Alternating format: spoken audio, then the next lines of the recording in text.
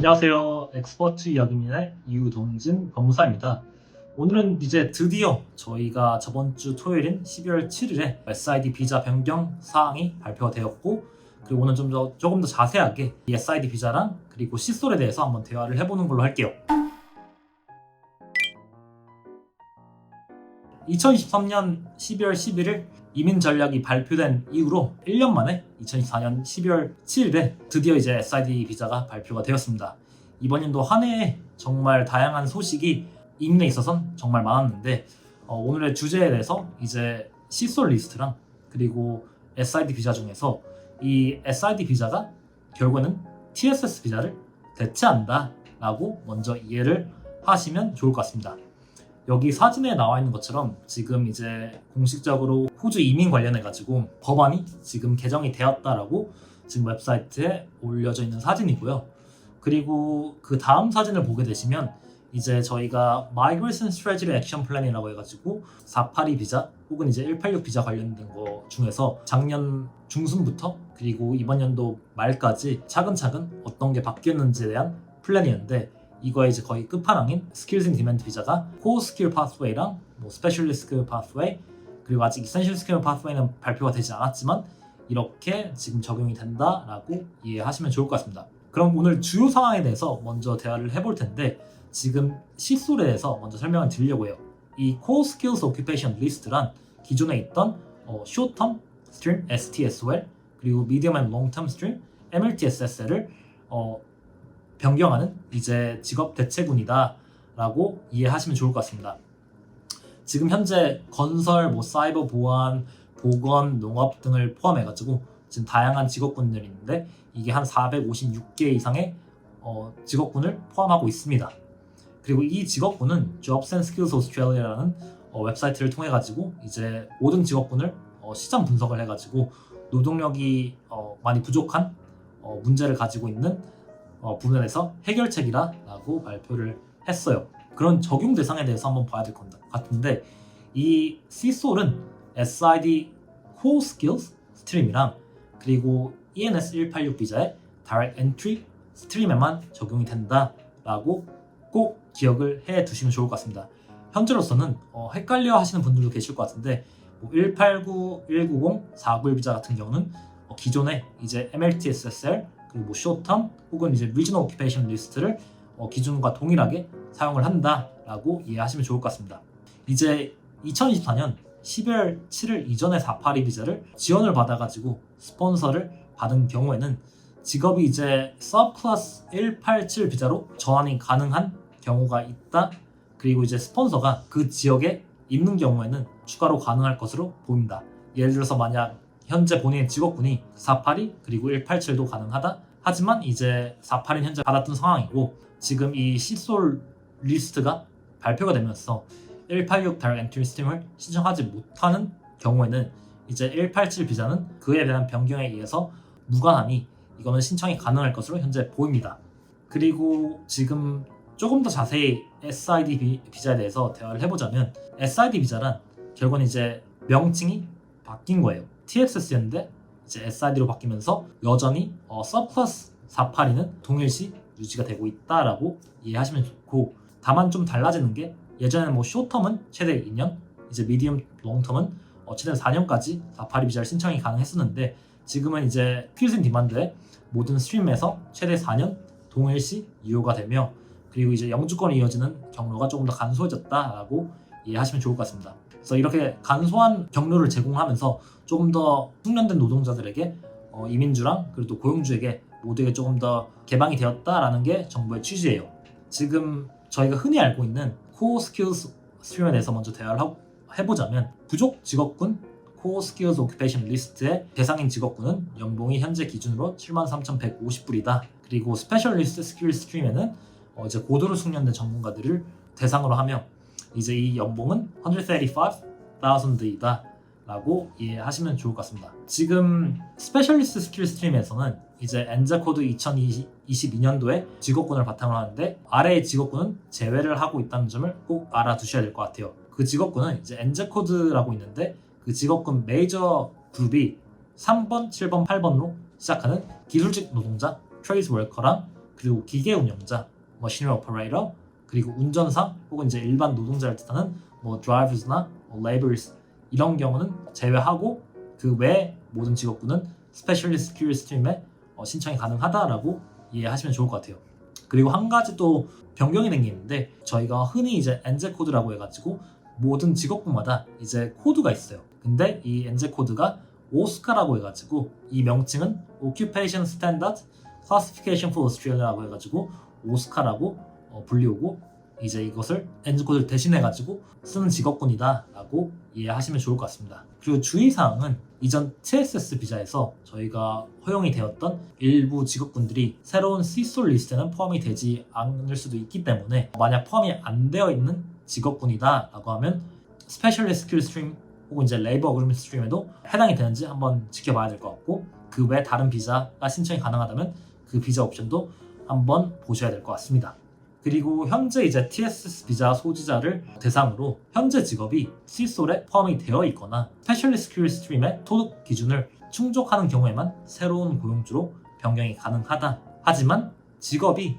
시솔에 없거나 스페셜리스트 스킬 스트림 자격에 충족을 못하는 경우에는 새로운 직업을 이동을 해서 신청을 하거나 혹은 다른 비자를 신청하거나 만약 그 두 가지도 안 된다면 호주를 떠날 수밖에 없는 상황에 놓일 수도 있습니다. 마지막으로 레이버 어그리먼트 스트림은 결국은 이제 이센셜 스킬 스트림을 대체를 할 건데 아직까지는 이센셜 스킬 스트림에 대한 발표는 없기 때문에 현재로서는 기존의 동일시한 레이버 어그리먼트 스트림을 사용하시면 된다라고 이해하시면 좋을 것 같아요. 이제 SID 비자의 장점에 대해서 먼저 대화를 해보자면 서플러스 186 TRT 스트림을 통해 가지고 모든 SI 비자 스트림이 명확한 이제 영주권 경로가 생긴 거거든요. 그 말은 이제 TSS 비자에서 기존에는 이제 186 TRT를 신청을 모든 직업군들이 가능했던 건 아닌데 지금 SID 비자 모든 스트림이 186 TRT로 모두가 가능하다라고 이해하시면 좋을 것 같습니다. 그리고 SID 스페셜리스트 코어 스킬 스트림의 영어 조건 같은 경우는 TSS 비자인 미디움 스트림에 동일시하다라고 이해하시면 좋을 것 같아요. 이제 원래 미디움 스트림에서 각 이치밴드 5점이랑 그리고 오버럴 5점이 필요했는데 SID 스페셜리스트랑 코어 스킬 스트림도 이 각 이치밴드 5점이랑 그리고 오버럴 스코어 5점이 필요하다라고 이해하시면 좋을 것 같습니다.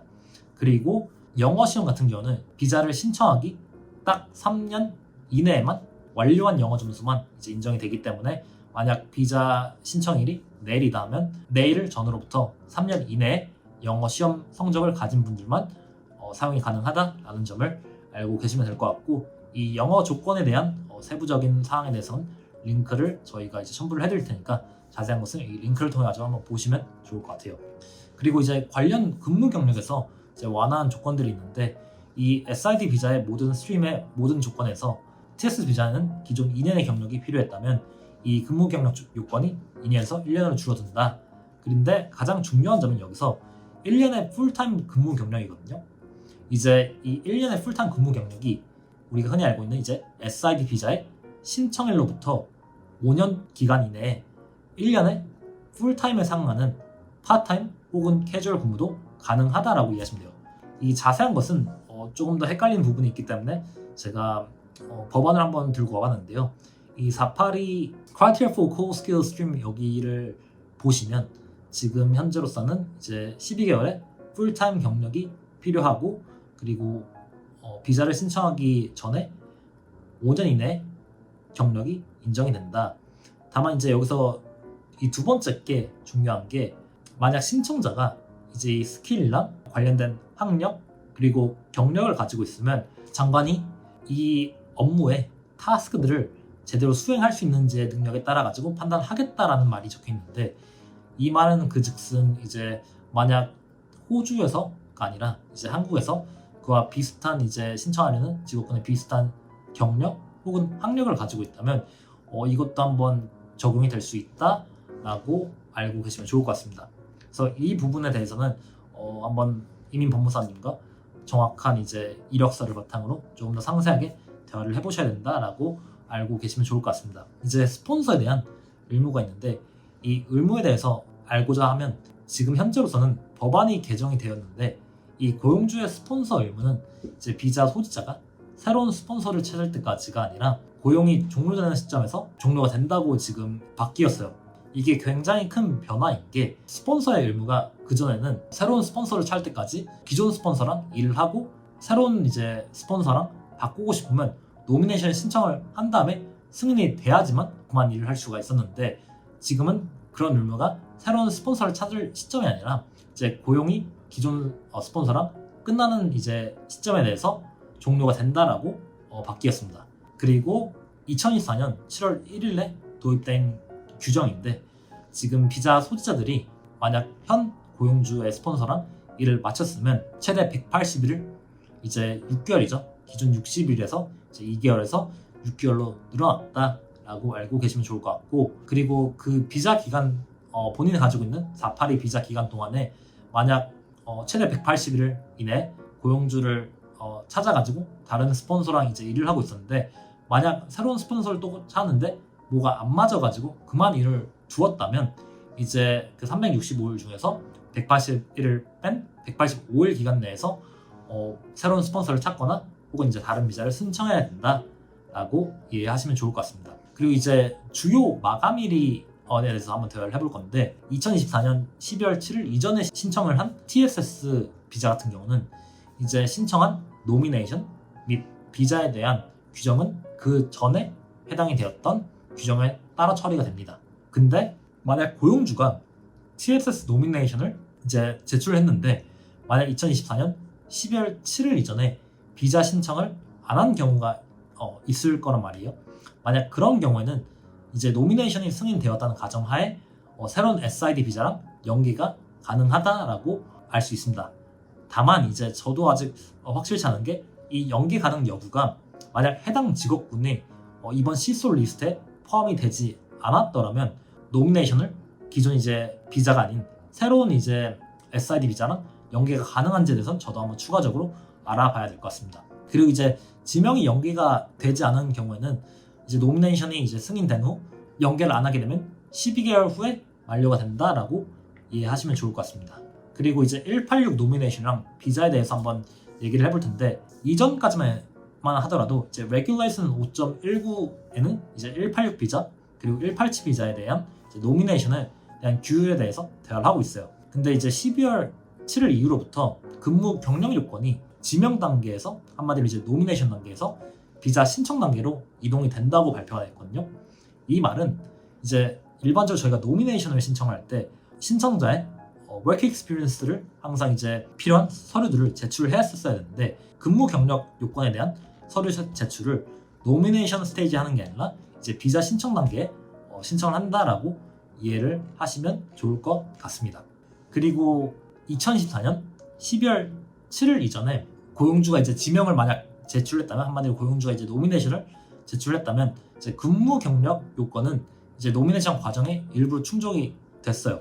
그래서 이제 노미네이션이 승인된 다음에는 비자 신청 시에 저희가 따로 이제 근무 경력에 대해서 다시 증명을 할 필요가 없었는데 12월 7일 이후로부터는 근무 경력 요건 관련해 가지고 노미네이션이 아닌 비자 신청 과정 때 평가를 하고 그에 대한 서류를 그때 제출해야 된다라고 이해하시면 좋을 것 같습니다. 그럼 이제 스폰서 의무 과정의 규정에 대해서 보자면 2014년 12월 7일 이전 혹은 당일 또는 이제 이후에 승인된 모든 고용주 스폰서에게 개정된 규정이 적용이 된다라고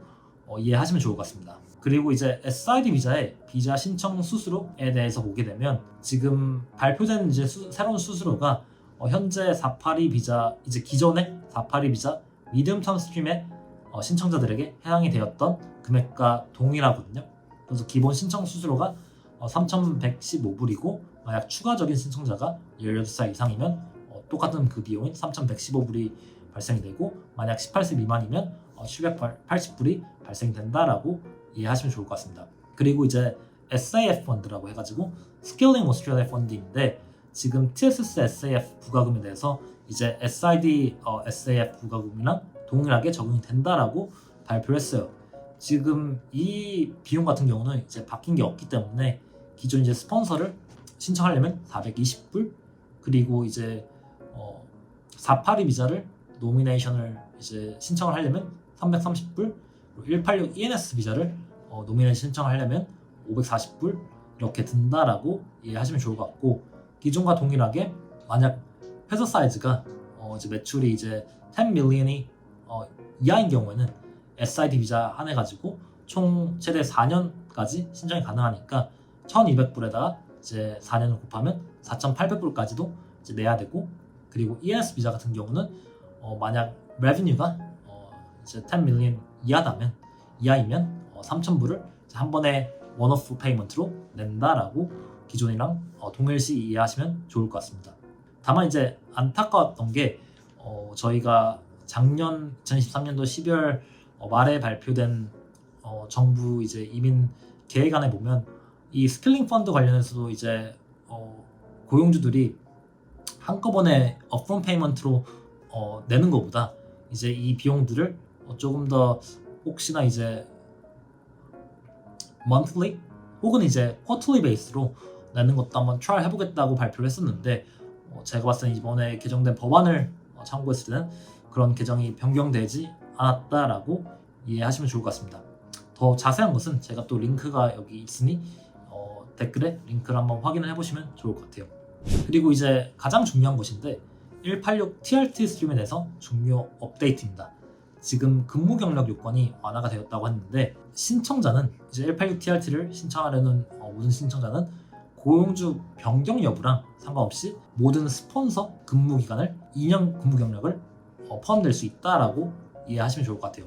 이제 기존에는 이제 동일한 고용주 아래에서 근무한 2년의 경력이 가능했었고, 그리고 만약 고용주를 변경을 한다면 그 요건을 다시 이제 채워야 됐었는데, 지금 현재 새로운 규정에는 고용주랑 이제 482 받은 고용주랑 이제 1년을 일을 했고, 만약 다른 고용주랑 일을 해가지고 추가적으로 1년을 채우면 그 총 2년이 186 TRT로 가기 위해서 이제 인정이 된다라고 이해하시면 좋을 것 같습니다. 하지만 이제 신청자분들은 근무 경력들을 이제 직접 증빙을 해야 되기 때문에 근무 경력에 대한 준비 서류를 미리 준비하는 것을 추천드립니다. Core Skills Income Threshold라고 해가지고 저희가 기존에 알고 있는 TSMIT, Temporary Skilled Migration Income Threshold인데, 이거를 이제 CSIT로 용어를 대체를 하고 이제 연간 73,150불은 기본으로 설정이 똑같이 이행이 되며, 다만 이제 내년 7월 1일 날 이제 매년 이제 인덱세이션 한마디로 이제 지수가 된다라고 발표를 했는데,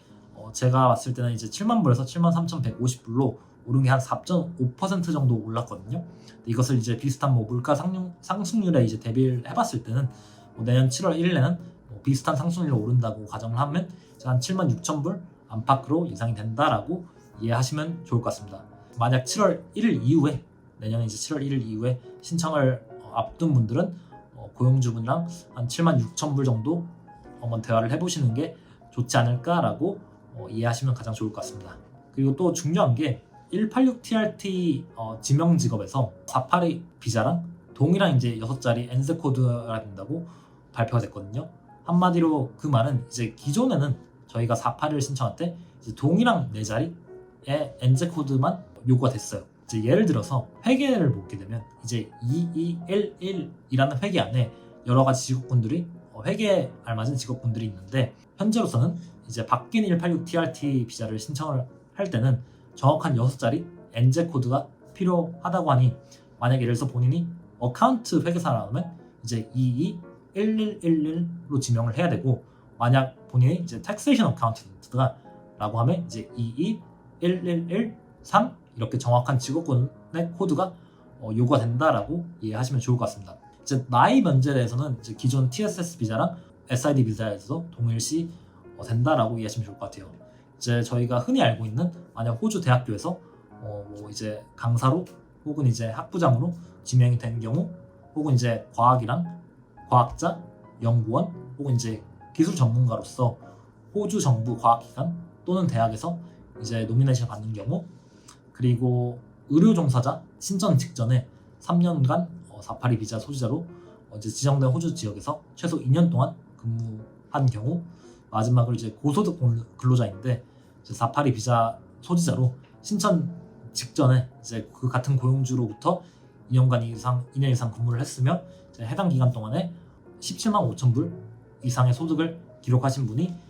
해당이 된다. 하지만 이제 일반 신청자분들은 저희가 신청 시에 45세 미만이어야 된다라고 이해를 하시면 좋을 것 같습니다. 그리고 187 비자에 관련해서는 이제 지금 2019년도 타겟 엔트리 스트림이 폐지가 된 이후로부터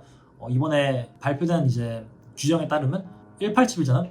기존과 동일시 유지가 된다고 하니 현재 482 비자를 소지하고 계시고 187 비자로 본인이 신청 가능한 직업군 및 그리고 이제 고용주랑 일을 하고 있는 경우에만 기존과 동일시 유지가 된다라고 이해하시면 좋을 것 같아요.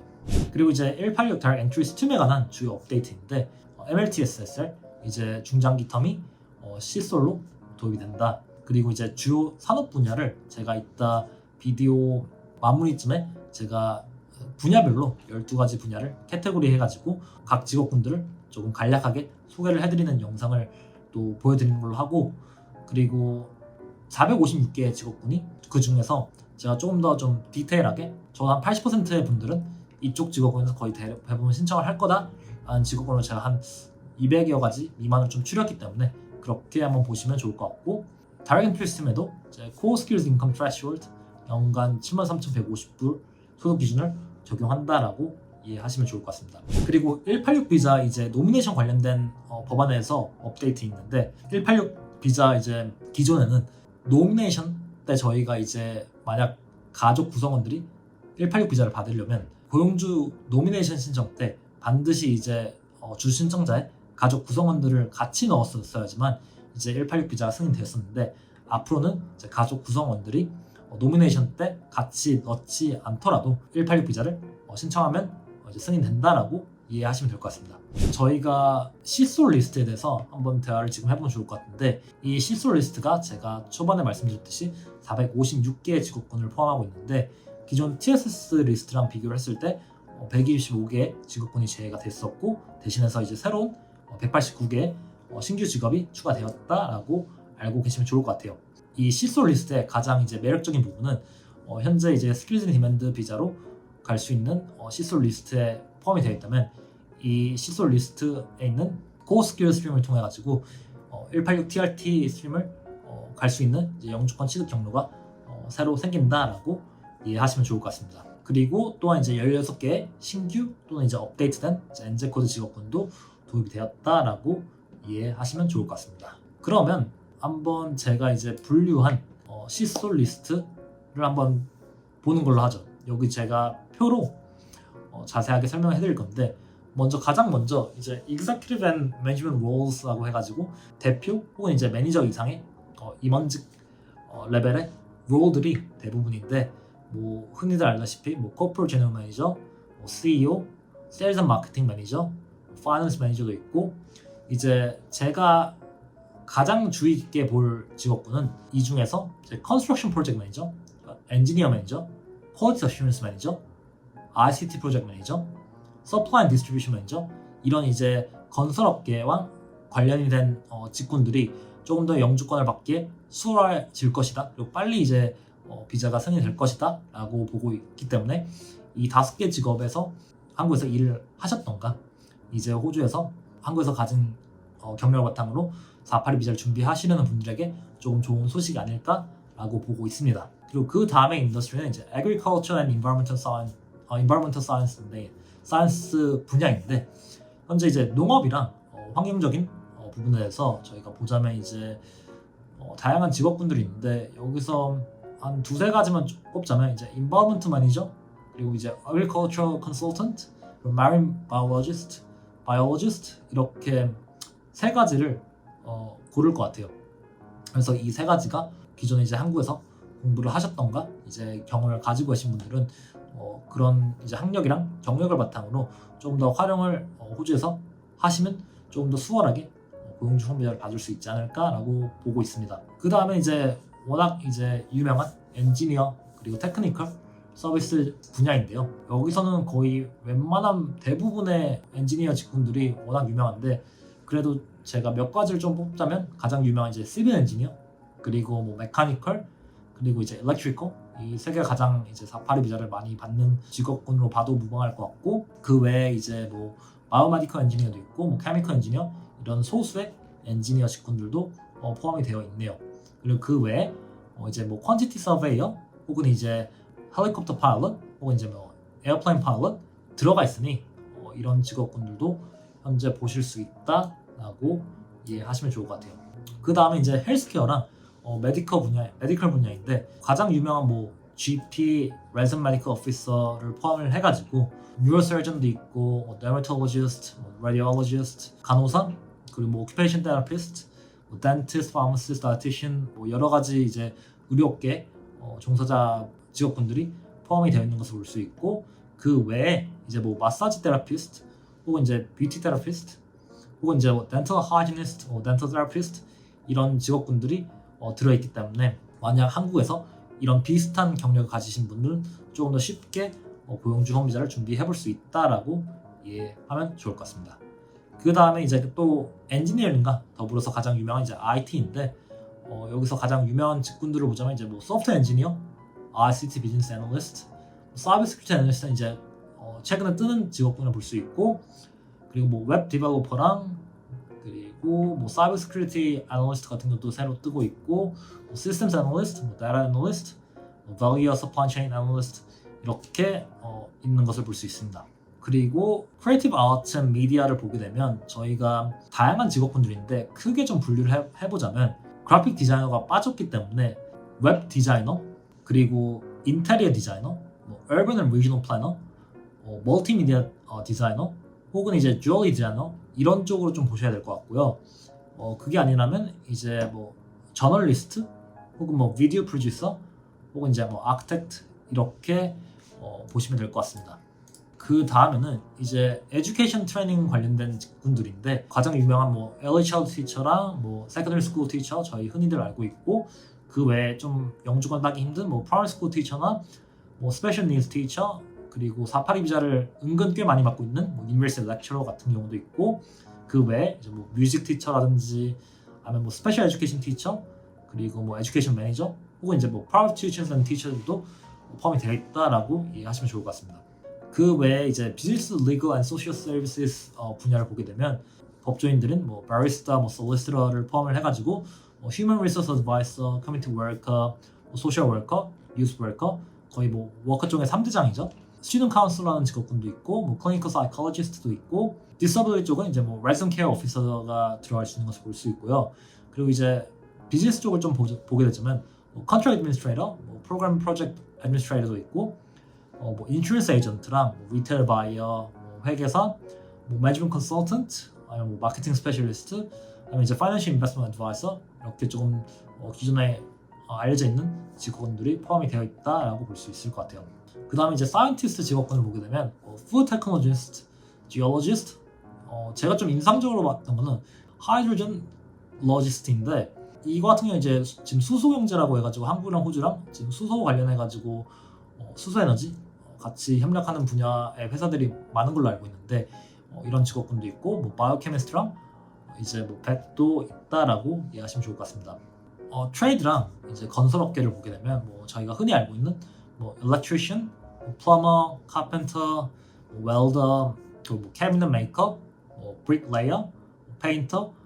다양한 직군들이 들어가 있는 것을 볼 수가 있고요. 그리고 hospitality는 저희가 가장 논쟁이 많은 지금 뭐 카페 레스토랑 매니저가 빠졌지만 지금 뭐 셰프랑 뭐 쿡, 페이스트리 쿡 그것을 제외하고도 이제 뭐 호텔 모텔 매니저랑 호텔 서비스 매니저, 어코모데이션 호스피탈리티 매니저, 호스피털 리테일 앤 서비스 매니저 이렇게 있는데, 이 직업군들은 좀 조심해야 할 게 엔젤 코드 이번에 바뀐 뭐 오스카를 통해 가지고 조금 더 자세하게 이 직업군 내에 어떤 게 포함이 되어 있는지는 한번 보셔야 될 것 같습니다. 그거 제외하고도 영역계를 보게 되면 트래블 컨설턴트랑 뭐 투어 가이드, 뭐 다이빙 인스트럭터, 플라이 어텐던트도 가능하다는 것을 알 수가 있습니다. 이제 마지막인 드롭 퍼슨이랑 테크니션 관련된 직업군들을 보자면, 이제 드롭 퍼슨은 가장 유명한 게 저희가 아키텍처 드롭 퍼슨이랑 뭐 시빌 엔지니어링 드롭 퍼슨, 그리고 뭐 일렉트리컬 엔지니어링 드롭 퍼슨 이렇게 세 가지를 제가 한번 꼽아봤고요. 그 외에 이제 테크니션 직업군들은 뭐 파머시 테크니션, 메디컬 테크니션, 시빌 엔지니어링 테크니션, 그리고 이제 뭐 덴탈 테크니션, 뭐 텔레커뮤니케이션 테크니션 등등 여러 가지 분야들이 있다 보니까 만약 본인의 직업군이 아래에도 속한 경우가 있다면 482 비자를 조금 더 수월하게 준비해 볼 수 있다라고 이해하시면 좋을 것 같습니다. 지금 이번에 이렇게 새로운 뭐 규정들이 저번 주 토요일부터 발표가 되면서 지금 현재 가장 활발하게 논의가 되고 있는 디베이트들이 이제 Hospitality Retail and Services Manager, 엔젤 코드로 보면 이제 149999 라고 이제 있는데, 이 직업군 같은 경우에는 이제 지금은 이제 워낙 논쟁이 많아가지고 법안이 지금 새로 업데이트가 되었는데, 버스 매니저도 안에 여기 속해 있었거든요. 이 버스 매니저가 카페 레스토랑에 빠지면서 이 버스 매니저가 이 어코모데이션 카피탈티 매니저에 속해 있는 게 맞냐라는 논쟁이 있다 보니까 정부에서 그거를 받아들이고 바로 직업군에서 뺐다라고 이해를 해볼 수가 있고요. 요리사 같은 경우는 물론 한국 분들은 괜찮으세요. 근데 이제 저희가 새롭게 이제 캐비엣 14, 이제 캐비엣 14번이 이제 적용이 되었는데, 각 직업군마다 캐비엣이라는 게 적용이 되는 직업군들이 있는 것도 있고 없는 것도 있습니다. 그 중에서 이제 셰프를 예를 들고 보자면, 이 셰프에서도 여러 가지 캐비넷이 있는데 그 중에서 이제 다른 캐비넷들은 원래 기존이랑 동일시 유지가 되고 14번이 새롭게 적용됐는데, 이거 같은 경우는 이제 ITO에 따라 이제 제공되지 않는 직책이어야 된다고 나와 있거든요. 그만 이제 ITO에 들어가 있는 국가가 아니라면 이 셰프로 신청을 못 한다라고도 이제 이해를 할 수가 있는데, 이거에 대한 지금 반발이 워낙 많다 보니까 지금 정부에서는 이 ITO 관련된 캐비넷 14을 대화하고 있으면 ITO랑 상관없이 모든 이제 나라에서 신청이 가능하다라는 걸로 발표가 되었습니다. 그래가지고 이제 본인의 직업군을 한번 서칭해봐가지고 조금 더 자세한 직업군 리스트는 어떤 게 들어가 있는지, 어떤 게 변경이 되는지 볼 수가 있을 것 같습니다. 그 밑에 이제 자료는 이제 셰프 중에서도 아까 말씀드렸듯이 3번, 4번은 기존에 동일시 유지가 되었던 캐비넷인데 14번이 새로 들어가 있어가지고 이제 뭐 인도나 뭐 다른 서남아시아 이제 IT가 안 들어가 있는 국가는 이제 신청 못하냐 이런 반발이 많았었는데, 여기 지금 제가 준비한 자료를 보시면 ITO는 이제 그러니까 저희가 레이버 마케팅 테스팅이라고 해가지고 한국 분들은 이 레이버 마켓 테스팅을 준비를 안 하셔도 되는 국가 중에 한 개인 게 이 ITO라는 것에 포함이 돼가지고 준비를 안 하셔도 돼요. 이 ITO International Trade Obligations 라고 있는 속해 있는 국가를 보면 이제 뭐 중국, 일본, 말레이시아, 태국, 베트남, 그리고 캐나다, 한국, 뉴질랜드, 싱가폴, 그리고 뭐 영국 이렇게 볼 수가 있으세요. 그래서 이 나라를 제외한 다른 나라에서 만약 셰프를 신청하면 뭐 안 된다라는 규정으로 이해를 하시면 될 것 같은데, 지금 현재 요리사 관련해서는 이 작업을 빼고 있고요. 14번 캐비넷이 지금 다른 직업군들에도 들어가 있는 것을 볼 수 있는데, 제가 여기 자료는 준비 안 했지만 정확히 이제 Traditional Chinese Medicine Practitioner라고 해가지고 이제 한의사라고 보시면 될 것 같은데, 이 한의사에 14번이 들어가 있으시거든요. 그래서 한마디로 들어가 있는 경우에는 이제 ITO에 있는 국가들에서 해당이 되는 나라에서 계신 분들만 이 직업군이 신청이 가능하다라고 이해하시면 좋을 것 같아요. 그리고 제가 다음 영상에서는 스템 스타트업, 이제 만약 벤처 캐피털 펀딩을 받으신 이제 스템 스타트업에서 스테나 비즈니스 스폰서라고 하는 인증된 비즈니스 스폰서 자격증을 신청이 가능하게 만들었고, 그리고 이렇게 신청하시는 인증이 된 스폰서 자격을 가진 분들은 494 비자나 482 비자를 좀 더 우선차를 받을 수 있다라고 새로 발표가 되었고요. 그리고 이제 내셔널 이노베이션 비자라고 해가지고 기존에 흔히 알고 있는 글로벌 탤런트 비자를 대체를 했는데, 이것 또한 지금 새롭게 인비테이션 온리 프로그램으로 발표가 되었으니 이 비자도 다음 영상 때 자세하게 소개해드리는 걸로 하고, 오늘 제가 소개해드렸던 SID 비자나 시솔 비자에 대해서 정리를 하자면 2023년 말에 발표된 이민 계획안이 거의 지금 1년이 지난 시점에서 비자 캐터고리는 바뀔지는 모르겠어요. 한번 지켜봐야 되겠지만 정부에서 이제 내년부터 이민 프로그램 자체를 이제 4년간 미리 플랜할 수 있게 4년간 이제 숫자들을 정해가지고 적어도 내년에 발표되는 이제 비자가 됐든 아니면 기술민 점수가 됐든 바뀌고 나면 앞으로 적어도 한 10년 정도는 지금 작년 말, 올해 그리고 내년 이렇게 발표되는 법안들이 다 이제 10년 동안 잘 적용이 되고 조금 더 안정적으로 시행이 되지 않을까라고 싶은데, 이번 한 해처럼 이제 이민 정책이 크게 바뀌는 부분들은 좀 줄어들고 안정적으로 가면서 이제 새로운 정책 변화랑 비자 개정에 대해서 앞으로 이제 유학을 고려하시는 분들 혹은 이제 이민을 바로 준비하시는 분들에게는 또 기회가 될 수 있는 부분일 수 있고, 또 현재 호주 내에서 기존에 공부하고 계시는 분들은 이 새로운 정책들을 최대한 잘 활용해가지고 유학 그리고 유학 후 이민을 본인 상황에 맞게 잘 준비해 보시는 게 가장 좋지 않을까라고 생각이 들면서 자세한 것은 이제 궁금한 질문이 있다면 저희 카카오톡 채널로 연락을 주시면 될 것 같고, 저희 영상이 좀 도움 되셨다면 댓글로 본인 생각 어떠신지 공유해 주시면 저도 한번 댓글을 달아보도록 하겠습니다. 오늘의 영상은 여기까지 하고 제가 다음 영상에서 또 찾아뵙는 걸로 하겠습니다. 감사합니다.